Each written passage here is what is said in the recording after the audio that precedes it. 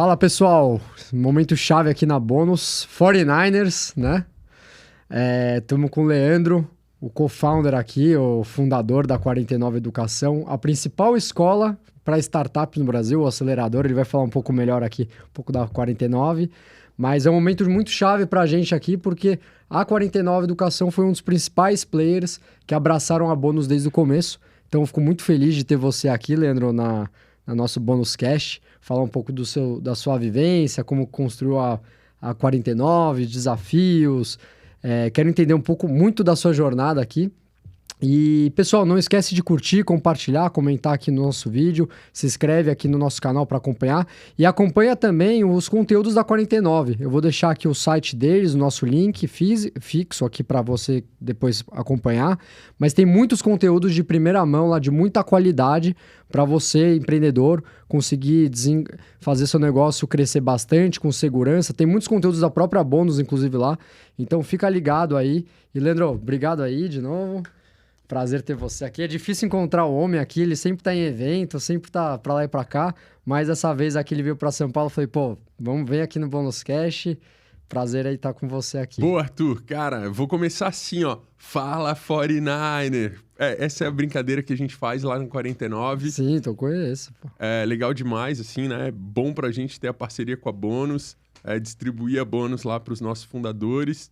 Como você falou, cara, né? Você até perguntou, e aí, será que é 49 a escola, é aceleradora? Cara, a gente ajuda fundador. Se você é fundadora, você precisa acelerar o teu negócio, precisa de algum tipo de ajuda, é isso que a gente faz. A gente é um ecossistema completo, desde lá do zero stage, lá do first stage, até startups. Já tivemos startups no portfólio. Tem que ter CNPJ, Leandro, ou não? Curiosidade. Cara, não tem que ter CNPJ, tem que querer trabalhar bastante, porque a gente bota o pé no acelerador, mas a gente seleciona ideias ideias inovadoras com potencial de escala, e a ideia é trabalhar o fundador ou o CNPJ no começo, até que ele esteja pronto para uma captação de investimento, até que a gente possa apresentá-lo para investidores, anjos ou VCs. Então, vocês pegam a ideia do empreendedor ali, ele apresenta o projeto, ele se matricula na escola, no programa de vocês, e vocês fazem todo o projeto de crescimento dele para se tornar fazer um negócio decolar e depois fazer uma ponte com um eventual venture, um investidor interessado. Exatamente, assim. E são 5 anos de atuação, 3 mil fundadores já passaram pela escola, 150 receberam investimento através do nosso deal flow, de nós apresentarmos eles para investidores, e 5 exits. Isso é muito legal. Em 5 anos, 5 exits que fecham a nossa tese. A gente prova que é possível começar só com uma ideia, acelerar bastante em 5 anos e gerar liquidez no portfólio, e ter startups que são vendidas. Que bacana. Leandro, me fala um pouco de onde veio essa ideia, por que você criou? Posso falar que é escola, é uma aceleradora? Isso. Cara, então, nós nos denominamos Startup University, um modelo mais educacional. O mercado nos chama de aceleradora, muito provável pelo resultado do portfólio, que se compara com o de uma aceleradora. Mas no final a nomenclatura é menos importante do que o resultado que a gente entrega para o fundador. Que a gente quer tirar gargalo e botar alavanca de crescimento para ele crescer e chegar em algum lugar. Então, por exemplo, esse ano, Batch 1, que começou em janeiro, nós tínhamos 100 startups que juntas elas somavam R$300 mil de MRR. Vê que é receita pequena. Tinha gente ali com 0, tinha gente que tinha mais. Olha que legal. Em março, quando eles terminaram as 8 semanas de aceleração, esse grupo já tinha R$880 mil de MRR. Ô, louco. Isso é muito legal, que né? Bacana. Isso é muito legal. Muito. Então, claro, e aí tem gente que a gente trabalha mais no first stage, mais na escola, e tem gente que a gente trabalha mais, que já tem um modelo mais validado, já está tracionando, mais no growth da máquina de venda. E aí temos toda a nossa metodologia para CNPJs, para CPFs, que entram lá dentro da 49. A gente trabalha esses cohorts e faz a galera acelerar e ter resultado. E como que veio a ideia, Leandro? Me fala um pouco da história. Você empreendeu antes? Não? Porque, pô, você está ajudando aí 3 mil? 3 mil. 3 mil empreendedores. Isso. É um puta desafio, né? Baita desafio. De onde veio esse interesse? Cara, Conta um pouco essa história aí. Long story short, assim, né? Quando eu era criança, eu estava sentado lá na cadeira do colégio, eu olhava o professor e imaginava, pô, cara, podia ser bem mais legal essa aula. Se ele fizesse uma piada. Então, eu sempre gostei de educação. Cresci e comecei a ganhar dinheiro como empreendedor ali. 17, 18 anos de idade, querendo ir pra balada. Pai e mãe eram duros comigo, não me davam... Queria comprar um carro, queria me virar. Eu comecei a trabalhar como panfleteiro. Isso já virou mais... Isso aonde? Em Floripa, eu sou natural de Floripa. E aí, cara, eu sou um cara old school, né? Eu tenho 44 anos, mas eu sempre já tentei trazer tecnologia dentro da medida do possível. Então, tinha um negócio que chamava Orkut, uma rede social. Sim, pô, não tinha nenhum scrap automático que divulgava os meus panfletos virtuais. Eu virava à noite dando Ctrl+C, Ctrl+V, até eu achar um programador lá que quebrou lá, craqueou o Orkut e a gente fez um disparador. Que legal. Então, se hoje a rede social é poluída, eu contribuí para isso de alguma forma. Cara, comecei empreendendo assim, com divulgação, festinha, montei um CNPJ lá. Foi se virando, foi empreendendo para fazer acontecer as coisas. E tentando ter... Cara, mas sempre com essa... Eu não gostava de burocracia e gostava de velocidade, que tem um pouco a ver com startup. E tentava trazer inovação, fazer diferente. Eu termino de me formar, entro numa empresa como executivo, como trainee, viro executivo da Globo lá no Sul, que é o Grupo RBS. E, cara, depois de 4 anos que eu fui muito bem de trainee para gerente, eu sou demitido. Fiquei muito mal. E aí, ali no luto de ter sido demitido, o meu diretor me chama e fala o seguinte, cara, olha só, quero te apresentar um cara, tá começando, isso era 2010, eu quero que vocês montem uma startup. Pô, não tinha nem... 2010 isso? 2010. Nossa. Esse diretor é um cara super legal, da família lá, que é dona do grupo RBS. O cara estudou em Harvard, então o cara já tinha uma cabeça diferente. E ele botou $1 milhão num projeto. Então eu fiz o maior funding em 2010 lá de Santa Catarina. 2 anos depois eu tava quebrado, zero. Falei como executivo, falei como empreendedor de startup, que foi o nome que ele deu e eu nem sabia o que era. E aí eu fiquei muito mal. O que era o projeto? Cara, o projeto era bem legal, assim. Ele fez Harvard, esse investidor. Um colega dele de Harvard tinha um filho americano que era jogador de futebol americano numa universidade. Legal. E aí o garoto veio para o Brasil e falou, cara, tem toda uma metodologia, tem toda uma lógica de selecionar atletas de futebol americano. Os melhores atletas, eles são expostos no Rivals.com, que é um portal lá que tem um ranking dos atletas amadores que vão virar profissional. Não tem nada de tecnologia, não tem nada de protocolo, não tem nada para seleção de atleta de futebol. Vamos criar meio achômetro, né? Vamos criar o Rivals.com com metodologia de seleção. Porra, e nós vamos ficar ricos. Cartou $1 milhão lá do Sérgio Sirotsky lá. E a gente quebrou. Porque, puta, cultura, diferente. Difícil, e o CAC é pra pessoa física. Quem era o cliente? Era o final. Essa pessoa física. É difícil pra caramba. Pra B2B a gente não conseguiu vender, porque difícil. Os clubes tinham... Cara, clube é fechadíssimo, né? Tudo arcaico. Os caras estão na mão de empresário. A empresa a software house que a gente contratou pra codar o código lá pra gente, já começamos errado, porque tinha que ter um dev dentro de casa e a gente terceirizou com uma software house. É difícil. Os caras que criaram o código lá com a gente, a software house gostava de a gente falar em startup, gostava assim do nosso mindset, mas os meninos eram melhores do que a gente. A gente gastou uma grana com os caras, equivalente a um investimento anjo. Que a gente fez uma puta...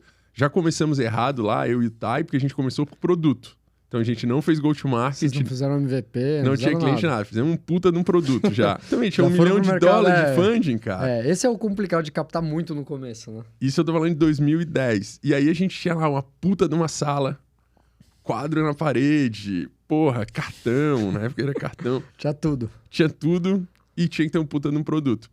Essa software house virou uma startup que se chama Involves.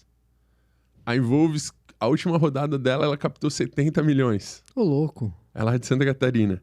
Quem sabe se a gente tivesse investido em Involves, e não inventado de fazer De fazer um negócio. o Futebol Futuro, era o nome do nosso projeto. Futebol Futuro. É, exatamente. Tá. Legal, cara, mas foi uma experiência, pô. Puta aprendizado. Então, Demais. Vai lá, chego em startups, não como um founder 2010, de sucesso, 2010. mas como um founder que fez um bom funding e fracassou.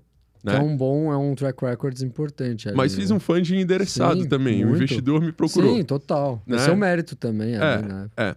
E aí, cara, deprimido depois de ter falhado como executivo e falhado como investidor, eu vou realmente num psicólogo, num profissional, e pergunto, cara, o que você faria independente de grana? Sem visibilidade, sem grana, o que te faz feliz se ninguém bater palma pra você, se você não ganhar o dinheiro que você quer ganhar? Falei, eu trabalharia com educação, porque quando eu tava lá no banco do colégio, lá eu olhava o professor, eu seria um professor mais legal. Você gostava de, posso melhorar, posso fazer uma coisa melhor. Isso. E aí, cara, eu entro na Unisul, que é a maior universidade privada lá de Santa Catarina, 25 mil alunos, entro como pesquisador, passo a professor, logo mais viro coordenador de empresa júnior. 2015, o reitor me chama para uma cadeira lá no time de gestão. Eu assumo a gestão comercial da universidade. E aí eu aprendi a vender educação. 2019, onde a gente já tinha... A receita bruta da universidade saiu de 300 milhões para 400 milhões de reais, que para Santa Catarina é muito. É muita coisa. Eu olho para o reitor e falo, cara, o problema não é mais venda, o problema é produto. Porque a molecada que a gente está educando aqui, se for montar uma startup, como eu fui montar lá, vai quebrar. A gente já não ensina empreendedorismo direito, quanto mais startup. E lembra que Santa Catarina tem um puta de um ecossistema de startups. Florianópolis é a cidade com mais startups per capita. Per capita. As startups em Floripa representam 25% da arrecadação municipal. Você imagina que 25% do PIB da cidade, do ISS, é de startup. É de indústria de base tecnológica. 50 empresas que faturam mais de 10 milhões e 6 mil empresas que faturam menos de 10 milhões. 6 mil startups. Que é relevante, né? Gera emprego, gera... Mas assim, você vê, né? De uma base ali, se 50 faturam mais de 10 milhões e 6 mil menos, e é o maior PIB de Floripa... Por que você acha até... Desculpa te cortar, Leandro. Por que você acha que Floripa é diferente até? Porque tem a 49. Não, obrigado. Tá bom, também. Não, porque tem um ecossistema. E aí, vou chegar na tua resposta. Aí a gente vivia esse ecossistema de Floripa ser diferente. Tinha uma universidade lá de costas para esse ecossistema. Eu falei, vamos montar a primeira universidade de startups do Brasil. Isso em 2019. 2019. Vou lá pro Vale do Silício. Fico 6 meses estudando em Stanford, imerso lá no ecossistema, para voltar pro Brasil e dentro da Unisul, a Unisul criar o primeiro curso de startups do Brasil. MEC, regulatório no Brasil, ruim. Eu dou a sorte de, nesse ano, a Anima estar comprando a Unisul. E aí, puta, tem um PDI, já é avisado que os executivos vão ser substituídos, eu saio capitalizado e saio com a metodologia. A metodologia era minha, não era da universidade. Sim. E aí começa... foi um baita time, né? E 2019, imagina, 2020 veio pandemia, explodiu as startups. Foi logo no momento certo. Aquele ali. freaking de valuations de VC. Cara, eu começo em 2020, eu peço meu desligamento lá em 25 de novembro de 2019, saio CNPJ da 49. 28 de 11 de 2019, eu me desligo da Unisul. 1º de janeiro eu começo a operar 49 ali. Virei o ano no gás para começar a trabalhar no dia 1º. E aí, cara, rapidamente nos primeiros 7 meses a gente faz 1 milhão de receita e começa a crescer. Foi rápido. Sempre break-vados, nunca tivemos problema de onde veio as primeiras empresas? Curiosidade até. Tudo. Aí vamos lá. Aí essa pergunta casa com a outra do ecossistema de Floripa. Todo esse ecossistema de Floripa que já tinha um monte de empreendedores ali que não tinham passado nas aceleradoras. Você já puxava. E esses caras precisavam. Então, eu fui nos alunos, eu fui nas empresas júnior. Você já tinha os contatos, já tinha... Eu fui na Associação Catarinense de Tecnologia, que é a CAT. Eu fui no Sebrae Santa Catarina. Que é muito forte a CAT também. Sebrae Santa Catarina é o Sebrae mais forte em startups do Brasil. E aí a gente encontra uma cidade como Floripa e um estado como Santa Catarina que recebe muita grana da FINEP para desenvolvimento de pesquisa e tecnologia, que Floripa é uma capital que não pode ter indústria, porque é uma ilha e aí tem a questão ambiental. Então você não pode ter uma chaminé lá produzindo nada. Com isso força a indústria do turismo e a indústria de base tecnológica, que é uma indústria limpa. Você tem uma puta de uma qualidade de vida e um monte de profissional bom querendo ir para Florianópolis. Verdade. Santa Catarina tem um IDH fora da curva. Segurança é boa, a qualidade de vida em geral é muito bom. Né? Fluxo de imigrantes que vieram da Europa, vieram lá na Europa, precisavam fazer a vida aqui, sempre trabalharam muito, indústria de base familiar muito forte, essas indústrias precisam inovar, tem grana da FINEP, tem a Universidade Federal de Santa Catarina investir com as engenharias sempre nota A no MEC e a Fundação CERT lá desenvolvendo inovação. Surge a primeira incubadora de empresas de base tecnológica do país lá, que é o CELTA. Depois surge a ACAT, que é a Associação Catarinense de Tecnologia. Surge um parque de inovação, que é o Parque Sapiens, é um complexo de inovação. Conheço, bem grande. Cara, e um monte de empreendedor bom, e quando falta mão de obra, consegue tirar gente de USP bem qualificada, e o cara quer pegar uma onda antes do trabalho de manhã, não ter trânsito na época, e trabalhar numa empresa legal, e explode o ecossistema de Floripa. Então, nessa explosão do ecossistema de Floripa, tinha ali muito empreendedor querendo entrar em startup, não passando no processo seletivo das aceleradoras, e temos excelentes aceleradoras lá, como a Darwin e várias outras bacanas. Sim. E aí a gente, cara, vamos então vender uma aceleração, vamos montar uma escola de startups e vender para esses caras.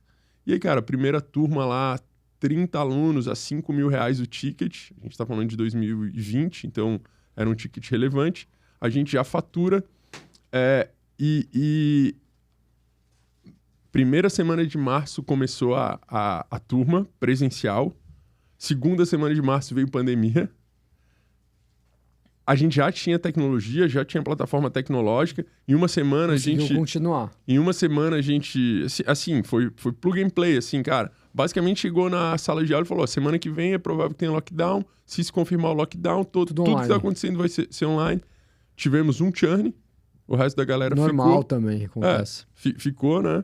E, cara, e aí já começamos a vender a segunda turma online...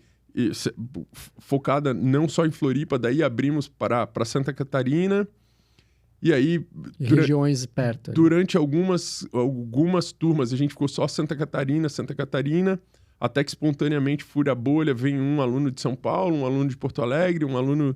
E hoje, assim, por mais que o nosso foco de concentração continua lá, porque tem muita demanda, a gente acaba tendo startups do Brasil todo que buscam a 49. Que legal, muito bacana, hein? Eu acho que nada vem por acaso, né? Acho que você ter tido a demissão, tido quebrado antes, são escadas que fizeram você chegar onde você chegou até o momento, né? Não tem só sucesso, não existe, né? Então, acho que o seu exemplo é o exemplo de um empreendedor de sucesso, né? Você tem que falhar várias vezes, porque é por meio das falhas que você consegue chegar no sucesso, né? Boa. E, Leandro, você acaba avaliando muita empresa, né? Empreendedor, né? Quantas avaliações são, assim, curiosidade? Muito? Cara, olha só, a gente tem alguns programas em parceria com os Sebrais, que são programas livres, assim. Sim. Cara, a gente já gerou de lead em programas, assim, mais de 100 mil empreendedores. Nossa.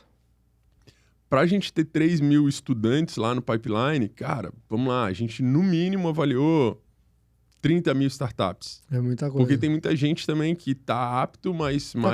Tá curioso. Mas chega na hora ali não fecha. não fecha. A gente vende para essas startups, para esses empreendedores.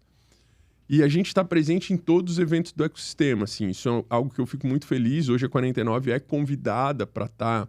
Vamos lá, do South Summit, que é no... Porto Alegre, ao Neon, que roda no Nordeste. Sim. E aí passando pelo Web Summit no Rio, passando pelo Case, que é aqui em São Paulo. Cara, todos os eventos de ecossistema de startups, nós somos convidados a estar.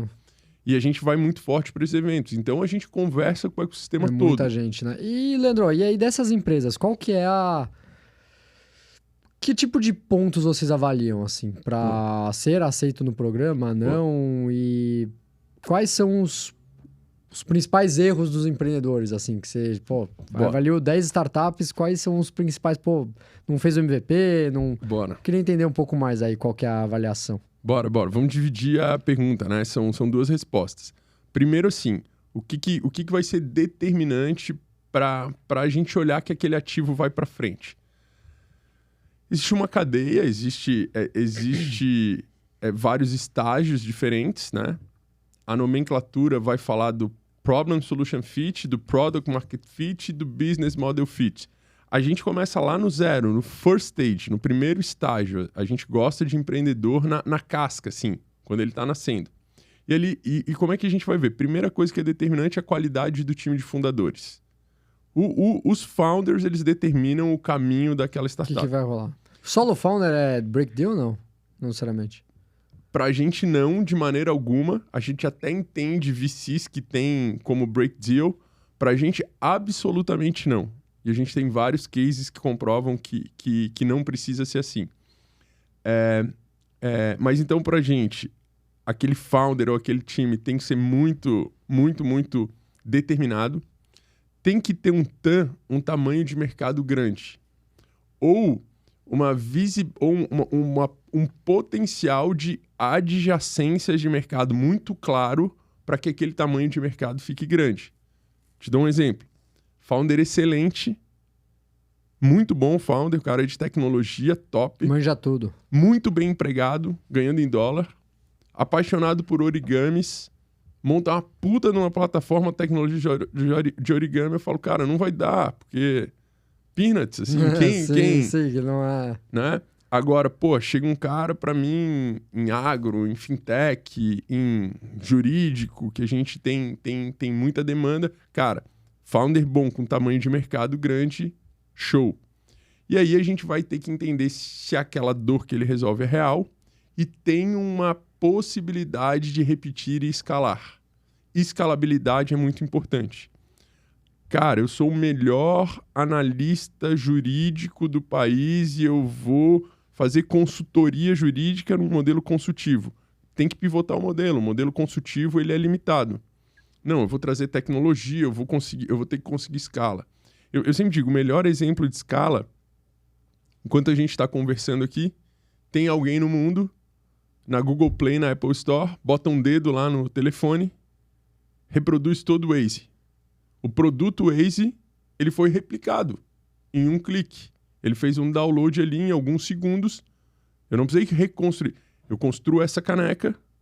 Demora eu até construir... Levanta a caneca aí, Arthur, por favor. Demora até eu construir outra caneca. Ou tem um tempo de produção, tem um custo. Sim, sim. Agora, quando eu tenho uma tecnologia bem instalada e ela só replica...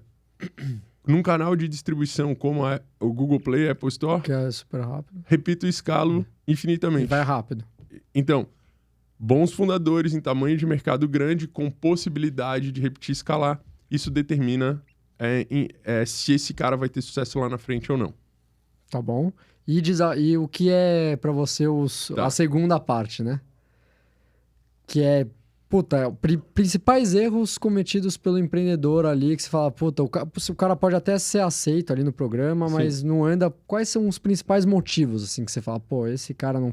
Essa foi a bobagem que aí ele chegou fez, esse cara top, perfeito, exato. E ele faz a cagada que eu fiz lá de torrar $1 milhão e me fala o seguinte, cara, eu não tenho R$9.400, que é o custo do nosso programa, porque eu tô pagando aqui uma software house, nada contra as software houses, ou tô aqui com uma equipe de desenvolvimento e eu já gastei 300, 400, já chegaram a gastar R$800 mil em produto sem ter nenhum cliente. E esse cara vem com orgulho pra mim, porque ele fala, caramba, cara, eu tenho aquilo. Eu tenho R$800 mil investidos em produto. Quantos clientes? Zero. Então, primeiro erro, produto e não ter cliente. Complicado, né? Go-to-market nota 10, produto nota 7 funciona. Produto nota 10, go-to-market abaixo de 7 não funciona. Então, ser produteiro é o primeiro problema. Segundo problema muito forte. Cara, esse cara encontrou lá um investidor anjo, e ele deu mais de 25% da startup para o investidor anjo. Mais de 20%. Se não for o Elon Musk... Bom, né? Se for o Elon Musk, se for, dá a startup você até pro cara. escuta. Mas, cara, puta, se for um padrão, cara, esquece. Não tem como, né? Muito difícil, né, cara? Muito difícil. Na cadeia, né? Para meros mortais, né? Não para iodas, assim, sim, não para os caras. É. Mas assim, né? Sim. Se eu tenho que jogar o jogo do Venture Capital, que são várias rodadas de fundraising, eu não posso ceder muito equity nas rodadas. Então, primeiro é produto, segundo é já estar muito diluído. Cap table, né? Cap table, problemão. E, cara, e um terceiro problema que vai se refletir lá na frente é quando o cara tá muito no começo e a gente vê que ele não consegue evoluir num acordo de acionistas. Não tem governança. E ele não precisa ter... Assim, ó, vamos lá, muito honesto, assim, Arthur. Claro. Eu não entendo que ele precisa ter governança no início da jornada. Ele precisa ter escopo de validação, ele precisa ter um bom contrato ali entre os acionistas, ele precisa ter um cap table organizado, ele precisa ter os contratos básicos. Os principais ali. Ele vai correr risco. Ele vai correr risco de inadimplência, ele vai correr risco... Sempre vai ter de um LGPD, risco ali que vai cara. acontecer, Às vezes mas... ele vai corrigir um de risco de LGPD que é controlável, ele vai correr um risco pequeno fiscal, ele vai correr um risco trabalhista. Quando esse risco ele é previsível, quando eu consigo enxergar e eu consigo dimensionar que num crescimento, numa rodada futura, eu posso provisionar um valor para aguentar aquele risco, eu prefiro que ele avance correndo um pequeno risco do que ele trave para querer criar um produto perfeito. Sim, com certeza. Lógico que o nosso papel é educar esse cara para, beleza, ó, corre e a gente vai alimentando a governança, com parcerias como a Bônus, com outras parcerias que a gente oferece para esses caras para que isso não aconteça. Para que isso não aconteça. Agora, quando ali, cara, quando aquele time de fundadores não consegue, no começo da jornada, puxar um papel aqui em cima da mesa. Cara, vamos aqui num papel de pão, combinar o que é a regra do nosso jogo. Cara, daí eu já tenho... Cara, porque assim, ó, eu consigo resolver um cap table de uma software house lá depois. Dá pra contornar, dá pra resolver. Cara, agora, quando um founder e um co-founder, cara, duro, é bem duro. Aí é complicado. Ainda mais quando aquelas empresas têm 10 sócios, 7 sócios. Puta, que a chance de dar problema ali é gigante. A gente não gosta de times com mais de 5 fundadores, a gente não gosta. Não funciona, né? Difícil, a chance de dar problema. A maioria normalmente Sim, não dá certo. Sim, você olha PayPal, tinha um monte de co-founders lá. Mas, de novo, a gente tem uma placa lá na 49 que a gente fala assim, não trabalhamos com Steve Jobs. Porque o Steve Jobs dizia, eu não valido. O cliente, ele não sabe o que ele quer, ele não sabe o que é bom. Então, eu empurro o produto e o cliente vai se adaptar ao meu produto. É isso que foi o segredo do sucesso da Apple. Exatamente. E aí eu falo, pois meu amigo, mas você não é o Steve Jobs. Então, bora validar, fazer o by the book, que é mais fácil. E esses erros comuns, validações que vocês fazem no começo, é exatamente também um pouco o que os fundos fazem depois, né? Total. Porque depois vocês fazem a ponte com os fundos, com os investidores, né? Isso. Essa ponte é em que etapa, Leandro? É qualquer tipo de investimento? É um investimento acima de tanto? Entender qual que é o momento certo para a startup captar um dinheiro para você? Boa. Você acha que ela tem que captar desde o começo? Cara, tem muito mais a ver com o momento da startup do que com o fundo. Porque, assim, existem fundos de diversas teses. Então, vamos lá. Eu acho que é bem importante, assim. Fundraising é um jogo de relacionamento. Fundraising é um jogo de matemática, mas um jogo de relacionamento. É tudo relacionamento. Como começa esse relacionamento? Cara, primeiro você estuda o mercado e você estuda os fundos. Quem tem dinheiro... Onde tem dinheiro na mesa? Cara, então beleza, eu tenho...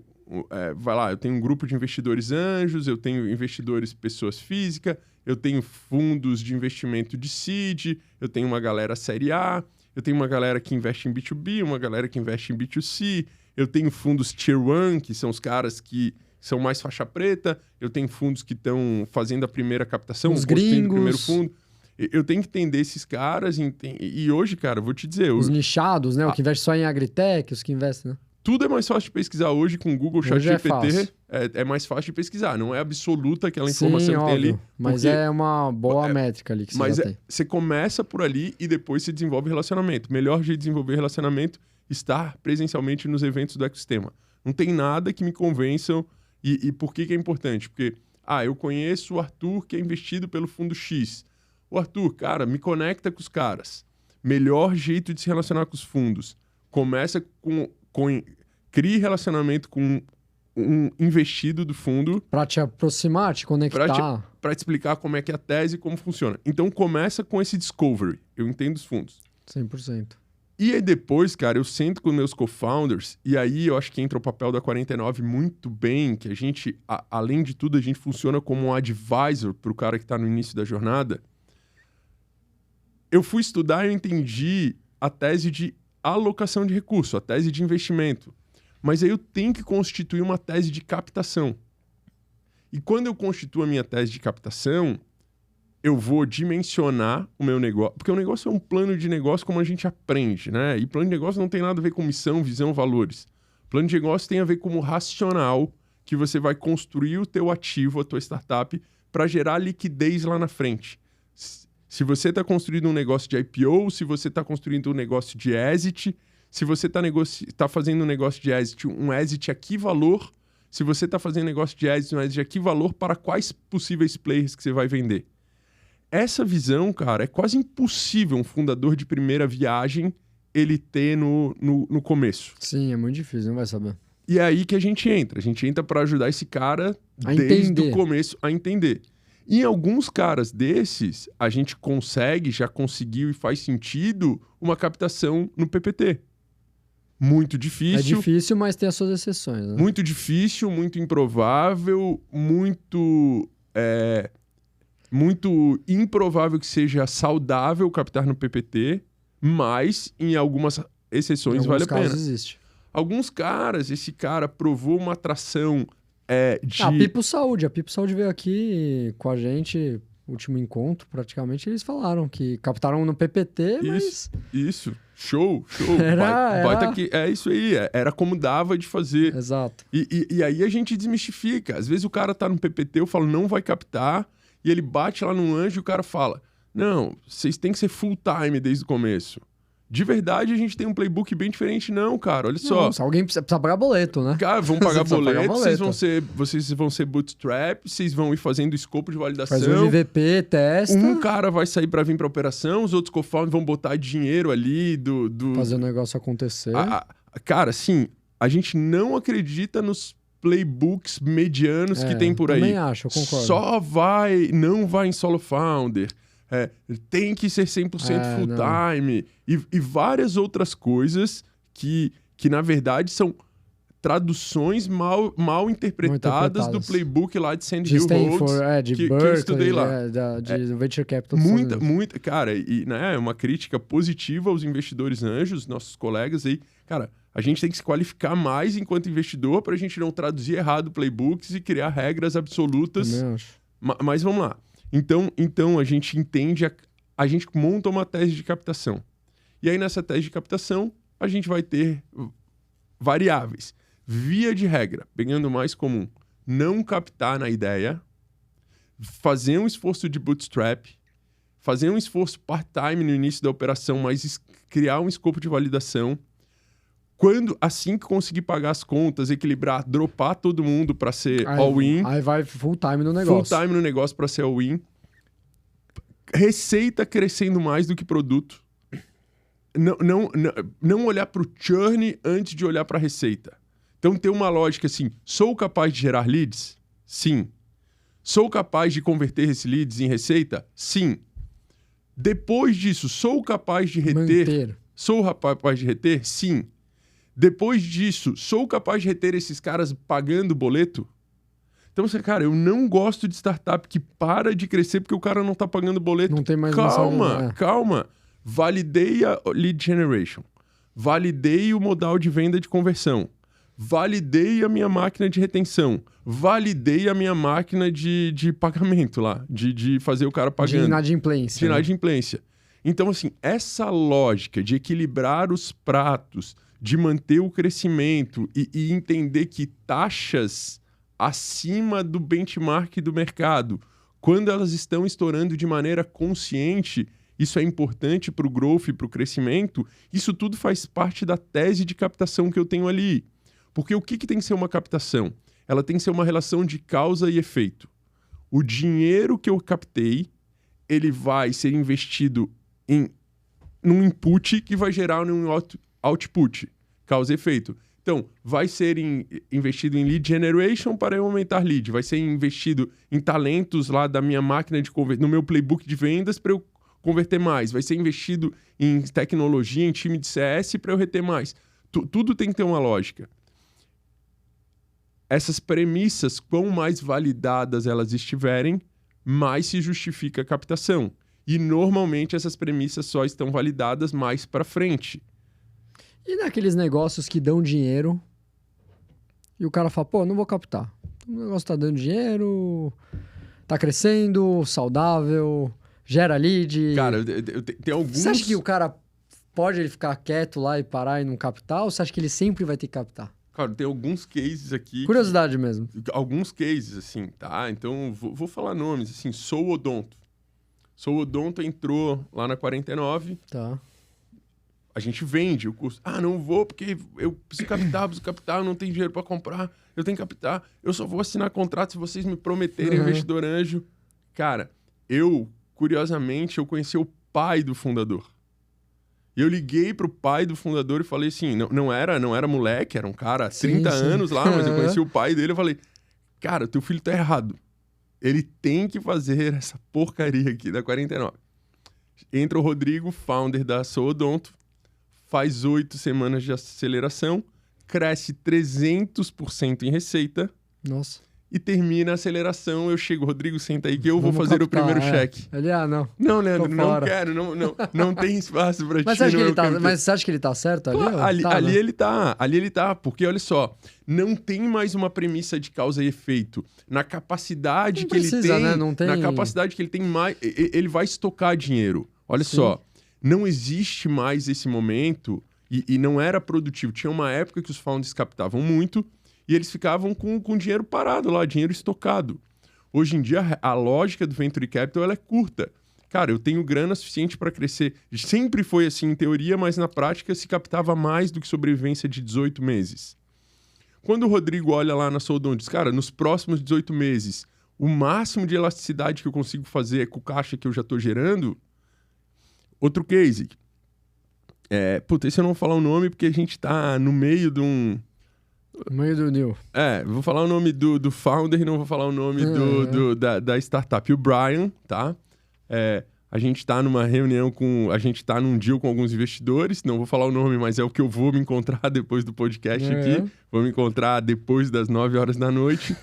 O cara tá ávido por investir. O Brian hoje chegou em R$600 mil de MRR com 0 de captação. Nossa. Só que o problema, cara, é que ele cresce 15% a 20% ao mês, sem captação. Aí já... Cara, e aí assim, apetite, né? quando eu abro uma rodada que eu tenho time da rodada de diligência, de relacionamento, que demora, o dinheiro, assim, bom desmistificar, o dinheiro cai na conta entre conversar, abrir... Começar e captar. 6 meses. 6 meses, pra captar. 6 meses pra Por isso que não dá pra você captar dinheiro quando você tá precisando do dinheiro. Porque senão você tá ferrado, meu. É isso aí. Né? Você tem que começar a procurar antes de estar nesse momento. Pelo menos um ano antes aí. E manter o relacionamento, porque como você falou, é tudo relacionamento, né? E aí, pro Brian, a gente tem esse problema. Cara, e aí? Daqui a 6 meses que mude? Como é que vai ser, né? É difícil. Enfim. Ele é solo founder, não? O Brian é solo founder, cara. Olha que loucura. Ele é solo Ele founder. vai botar o dinheiro no bolso. Solo founder. Cara, deixa eu ver. Difícil, né? Tinha outro case. Eu tive 2 casos, até falando, Leandro, 2 casos que eu lembro até hoje.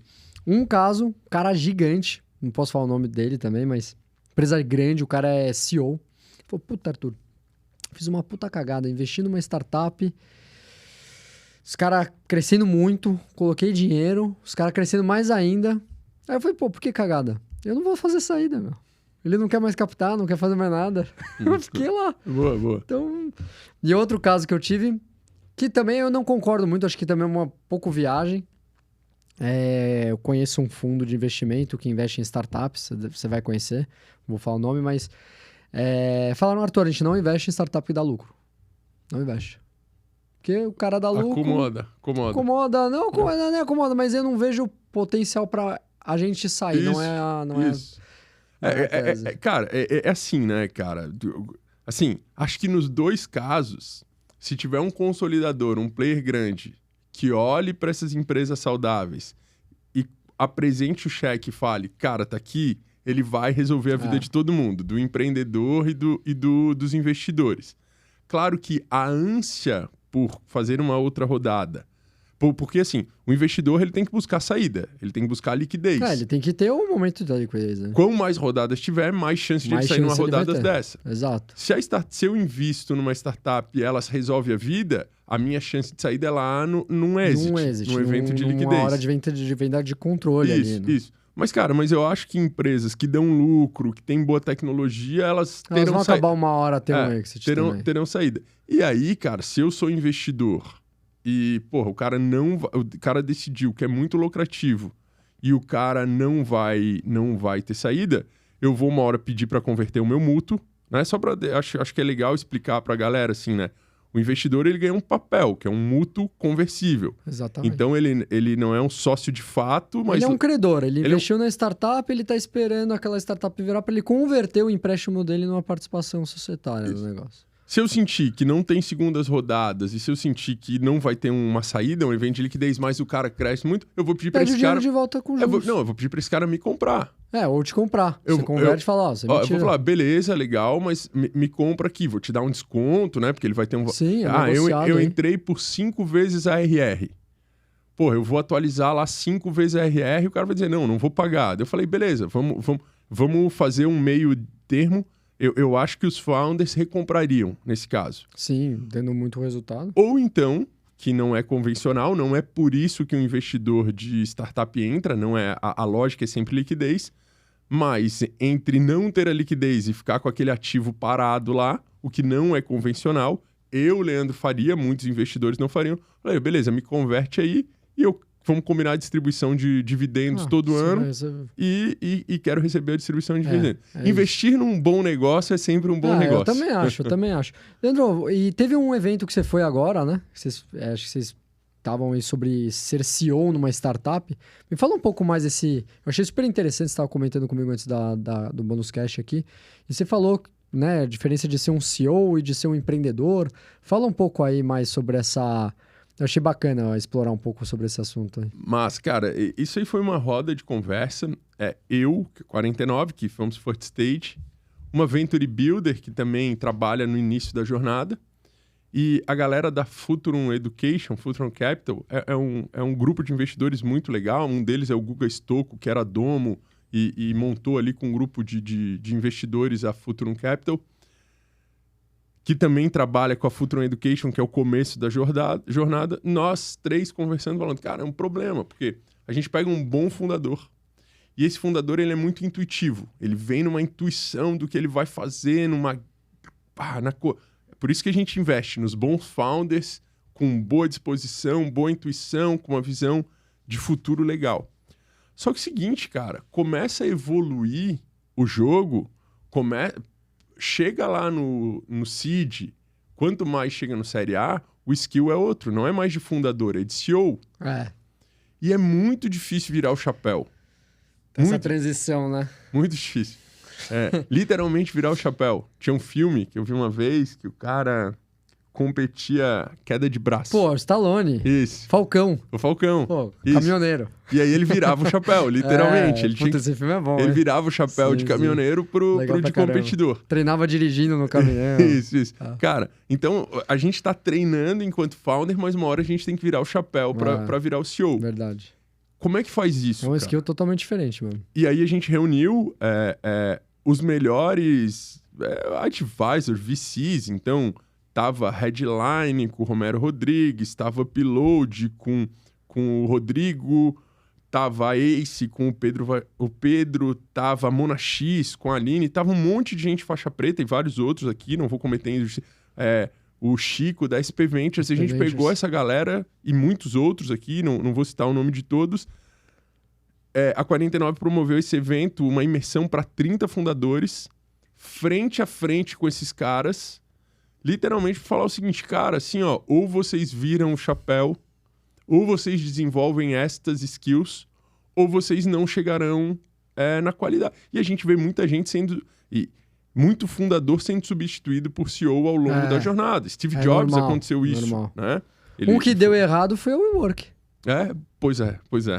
Não foi, né? Sumiu, uma hora chegou um momento ali que... E bem contraditório, né? Bem controversa a posição. Assim, digo, muitos erros, né? Muita cabeça de founder para um negócio que precisava do CEO. Precisava de um CEO. Isso, né? Então, nesse caso da WeWork, assim, até talvez uma vaidade, até skills emocionais e pessoais Ego, ali né? para... Isso. O que a gente trouxe nesse evento, assim, foram fundamentos técnicos de como esse cara vai virar a chave. Eu acho que o fundador, ele tá muito preocupado em fazer o negócio girar. Isso. Então eu vejo que o cara assume tudo. O cara quer, eu vou resolver, eu vou... Né, eu sou o CEO, o fundador, eu vou participar de tudo da empresa porque eu preciso fazer acontecer e eu quero aprender. Isso. Quando a empresa chega num certo nível, o fundador ele precisa começar a delegar mais e acreditar nas pessoas que vão executar aquilo. Isso. E acho que tem essa dificuldade de chegar e passar e falar, você vai tocar agora Isso. E ele sair um pouco. Porque fica muito na cara dele. Uma startup de sucesso, o fundador é a cara da empresa no começo, né? Total. Aí ele sair, às vezes é difícil, né? Sair de ficar de frente, assim, né? Total, cara, total. E tem uma pressão do próprio ecossistema, às vezes, para que ele não saia. Assim, um aprendizado importante que a gente viu lá, tem uma hora que o fundador ele tem que fugir do palco porque ele precisa... né? Os bons fundadores são muito abordados para virarem mentores, para virarem palestrantes. Sim. E ele precisa estar lá no dia a dia tocando bumbo. Outro aprendizado importante, quanto de tempo ele dedica para fundraising, e aquilo que a gente falava, não é porque ele não está captando que ele não está se relacionando com o mercado. Ele pode até não ter a necessidade de captação, mas a relacionamento está sempre constante, ele não pode morrer. Ele não pode esperar ter a necessidade... Ele pode ficar com a bunda na cadeira, né? Sentado. Não pode esperar ter a necessidade... de dinheiro para ir atrás. Depois ir atrás. E quanto tempo ele dedica para fundraising, quanto tempo ele dedica para growth dentro de casa. Sim. Cara, e técnicas, né? Playbooks mesmo para que ele faça uma gestão mais legal. Com cara de CEO do que com cara de fundador. Esse é um conteúdo que eu nunca tinha visto. Isso sincero, aí. Bacana, parabéns. Muito legal mesmo. Cara, assim, de novo, né? Tudo em prol desse ecossistema, de ajudar o founder que começa e ele tem que ter liquidez lá na frente. Um negócio que eu acho que a gente é diferente, Arthur, assim, muitos programas de aceleração, muitos mentores, muitas, vou falar, escolas, eles vão fazer o seguinte, eles vão pegar o que tem de supra-sumo em gestão, trazer para o mais inovador. Então, vamos pegar ali, né? Vamos pegar desenvolvimento. Vem, chega no AI. Então, vamos falar de AI. Vamos pegar marketing. Fala de marketing, bum, vem, chega, sei lá, em growth hacking, vamos falar de growth hacking. Vamos falar de gestão, chega em Lean, vamos falar de Lean. Então, a maioria da educação para startups, ela vem da evolução da gestão. Quando eu chego aqui no highlight da gestão, no último tópico, eu ensino para uma startup. A gente faz completamente diferente. A gente pega o playbook de Venture Capital, a gente olha como estão sendo as saídas nesse mercado, o que está gerando liquidez. Beleza, quem está gerando liquidez, está fazendo caixa, está gerando, queimando caixa com blitzscaling, está fazendo IPO, está saindo a 100 milhões ou está saindo a 30 milhões. A gente pega o playbook, a gente olha o que esses caras fizeram e a gente decupa esse playbook até o dia zero que começaram essas startups de sucesso e a gente dá essa trilha para o CEO. E aí a gente vê o que tem de gargalo e o que tem de alavanca de crescimento nesses cases que deram certo. Então, acho que quantos outros players, eles compõem o que se tem de educação e de gestão para ensinar startup, nós decompomos os hacks, o playbook do Venture Capital, e aí a gente viu, cara, tem muita empresa fazendo seed e o CEO e o cara não vira um CEO para fazer série A. Ou faz uma série A e ele não vira um CEO para fazer série B. E aí ele morre no meio do caminho. Ele morre no meio do caminho. Acontece muito isso. Foi esse tipo de aprendizagem que a gente trouxe aí para esse workshop que a gente fez no fim de semana. Que legal. Pessoal, um parênteses aqui. puta aula com o Leandro, né? Se você é empreendedor, não faz ainda 49, pega um caderno e escreve tudo que o Leandro tá falando, porque, pô, são poucos caras que eu vi que conhecem tanto assim do ecossistema.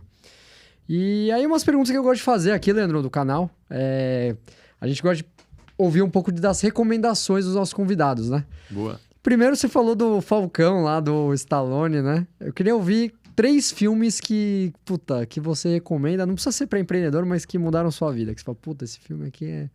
Cara, do caramba, assim, todo empreendedor Curioso. de startup tem que ver uma série que é The Silicon Valley. Você já viu? Puta, legal pra caramba, é legal pra caramba. Cara, é muito legal. De comédia. Não, é a série. É a série, mas ele É uma você sátira. aprende tudo, é uma Isso, sátira do ecossistema. Mas você aprende. Cara, é uma startup aprende pra university caramba. lá. É bem legal. Puta, legal pra caramba mesmo. E eu vou fugir dos filmes, porque eu acho que essas séries, para o empreendedor de startup, elas têm um conhecimento que é muito importante. E aí esse cara é o fundador. E lembra que eu falei que o fundador tem que virar o CEO? Sim. Cara, daí tem outra série que o cara tem que ver, que é Billions. Ah, é boa também. Cara, porque no Billions, você vira a chave entre o jogo de ser o founder para fazer um negócio que tem investidor, que tem governança, que tem liquidez, que tem pressão de mercado. Especialmente para quem faz M&A e entra em corporação, aquela lógica, aquele mindset do Billions é bem importante mesmo. É muito legal. Cara, e aí eu acho que como ser humano, assim, né? Eu gosto muito de filosofia, mas eu acho que a humanidade teve um líder, de fato, independente da religião que você escolha, que foi Jesus Cristo. Ele foi um cara que representou... Ele foi um empreendedor, ele foi um inovador, e ele trouxe princípios éticos, assim... Que pra mim são os mais importantes. Mais importantes, assim. Então, cara, eu gosto de The Chosen. Puta, The Chosen é bom, hein? Eu vi todos também. Então, acho que o cara que faz essa tríade... Essa trinca é boa mesmo. Silicon Valley... Billions e The Chosen. Acho que faz os bem. 3, acho que você vai ter sucesso. Agora, se eu fosse falar de um filme, cara, porra, o filme que eu já vi N vezes, todos os filmes do Quentin Tarantino, Puta, Pulp é bom, Fiction, né? Pulp Fiction, Bastardos Inglórios. Cara, sou viciado. Legal. Mas esses eu gosto. Mas é de prazer de ver. Esses eu relaxo, eu zero a mente, eu vejo muitas vezes, né? E essas séries são pra realmente um aprendizado. Essas séries, elas me deram aprendizado, né? Então The Silicon Valley, pra aprender os termos de MVP. Puta, no Silicon Valley você aprende tudo mesmo. Tudo, não. Investidor anjo, mútuo conversível, term sheet, tem E todo muito legal, processo, chega uma hora que o cara fala, tem dois... E é engraçado pra caramba, eu dou risada pra caramba. Dois VCs brigando, aí aumentando o preço. Eu pago 10, eu pago 11. De repente o cara fala, eu pago 8. Ele, não, mas você diminuiu. Ele, não, eu pago 8 por um equity menor. Então... Porra, muito legal, né? Legal, aprendizado do caramba. É bem legal mesmo, é bem legal. CTO também. Muito. Aí um amigo vai trabalhar na Google, vai trabalhar na empresa grande, né? E os caras querem copiar as coisas. O cara não faz nada lá, né? Ele só tá lá pra roubar a ideia dele. E eu acho que essa tríade forma o founder, forma o CEO e forma o caráter do cara que fez a história, o pós-exit, assim, né? Que é o cara que vai dar give back, coisa e tal. Então, sim, muito legal. Bom. E livro? Cara, puta, gosto de todos. Tem 3, sei lá, 2, 3 que você fala, pô, tem que ler esse livro. Gosto de todos aqui que estão em cima da mesa, tá? Gosto muito, assim, recomendo. O Hard Things About Hard Things, que estão aqui, é muito legal. O Lean, né, cara? Que um clássico, né? Que é do caramba. Mas tem um aqui pra completar esse. Próxima vez eu vou botar na mesa. Ó, que é o 4 Steps to Epiphany. 4 passos pra epifania, que é o livro do Steve Blank, que é o playbook do Steve Blank, assim. Que é um monstro, né? Cara, então assim, eu comporia a mesa... Com esse a mais. Com The 4 Steps for Epiphany, ficaria muito bom. Legal. E agora eu queria ouvir ídolos, Leandro. Qual que é cara que você fala, puta, você falou do Elon Musk aqui, mas queria entender, não vale família, você vale pai, mas sim. Quero falar, pô, meu ídolo, cara, Brasil, então, Estados Unidos, fora... É muito louco, né? A relação com o ídolo ela não é racional, ela é emocional. Em algum momento da sua vida, Então eu vou trazer... De uma vez falando Marcelinho Carioca. Boa, é isso aí, mas tem tudo a ver, porque ali pro garoto Então vamos lá, nessa linha assim, cara, acho que meu primeiro ídolo foi Ayrton Senna. Ayrton Senna. Foi, e aí como homem... Série é legal, cara... gostou da série? Não viu? Eu gostei, vi, bem legal. Cara, daí tive outro ídolo na vida e eu acho que esse cara, ele é controverso, mas ele tem uma autoconfiança que o founder precisa ter. Quando o time não resolve, o cara resolve. Porque o Romário... o Romário. O Romário resolveu sozinho. Isso tá? 94 ele. É impressionante. Mas vamos lá, outros ídolos, né? O Elon Musk, cara, por ser um cara disruptivo, corajoso e ser um cara de all-in. Porque ele tem negócios bilionários, mas ele financiou. Ele pegou a grana do PayPal e ele soube continuar no ecossistema, né? Isso. E durante um tempo, cara, eu lutei bastante tempo, judô, jiu-jitsu, coisa e tal. Que legal. E eu me identifico, assim, né? Não sou um bom lutador, nunca fui um bom lutador, mas sempre me identifiquei, assim. Então, cara, né? A agressividade dos atletas de luta é legal, coisa e tal. E eu acho que tem vários caras. Uns caras mais técnicos, como Roger Gracie, é um cara muito técnico de jiu-jitsu, uma personalidade Rickson muito Gracie legal. Era também, muito legal. As lendas, né? Mas tem um cara muito legal, cara, que é o Lyoto Machida. Ele não é um cara que vem do jiu-jitsu, que é a luta que eu fazia de solo. De nome não é estranho. Ele foi campeão do UFC. Foi campeão, né? Mas ele é de verdade um samurai, assim. Cara, assim, ele é um cara... Ele ganhou dos principais nomes aí, ele foi campeão do UFC. É recente ele? Não. Ele é da época ali do Anderson Silva, do Vitor Belfort. Uns 15 anos atrás. Uns 10 anos atrás, talvez. E Minotauro. Isso. Ele veio um pouquinho depois desses caras. Mas esse cara, ele era um gentleman no ringue, assim, ele enfiava porrada nos caras. Mas era um cara Mas era um gentleman, sabe? era um cara... Isso, assim, ele não agredia o cara, ele nocauteava o cara japonês? Com a força. Japonês? Ele é descendente de japoneses, mas esse cara, ele é diferenciado, assim, em caráter, assim. Então, acho que tá bem composto. Ídolos a gente vai se identificando. Brasileiro é Senna e Romário. Senna, Romário, mas, cara, tem um monte de... Aí no nosso mundo de VC, assim, tem um monte de cara, né? Então eu tenho 2 mentores. O Guga mesmo? O Guga, Eu fui pra Campeche agora, lá na... Pô, legal pra caramba. O Guga tava lá, surfando. Ele foi um monstro, né? Um monstro. Pô, ele foi o número 1 do Roland Garros. Um cara que em Floripa, cara... E é de Deus lá, né? Deus lá. Deus. E de um caráter e de uma generosidade. Cara, mas eu quero te perguntar, você vai me perguntar de mentores também ou não? Mentores. Boa, vou lá. Então, quando eu fiz Stanford, eu aprendi muito com um cara chamado Brett Waters, da Silicon Valley Guy. O cara tem... Brett Waters. Isso, sigam. O cara é uma figura, assim, professor de Stanford, muito legal. E, cara, aqui no Brasil, o Edson Rigonati, ele é muito bom, cara. O Rigonati da Stella. Ele é bom, da Stella. Então muito, muito legal. Ele é bem bom mesmo. Acho que do Brasil, desses caras aí, o Rigonati... Quando ele fala assim, me chama a atenção mesmo. Ele é muito bom. Ele criou playbooks, assim, então é um cara que eu já fiz mentoria, advisor com ele. E aí tem outros caras muito legais, o Edu Lins, que é o cara, foi um dos fundadores da Móvel lá, que é o grupo do... Sei. Já vi ele falando em palestra. Mas, então, cara, daí a gente aprende todo dia com a gente... E, cara, aprendo todo dia com cada empreendedor que passa lá pra 49. Né? Porque, cara... A garotada, a molecada, empreendedor mais sênior, cada um... Às vezes traz uma coisa pra você que é novo, né?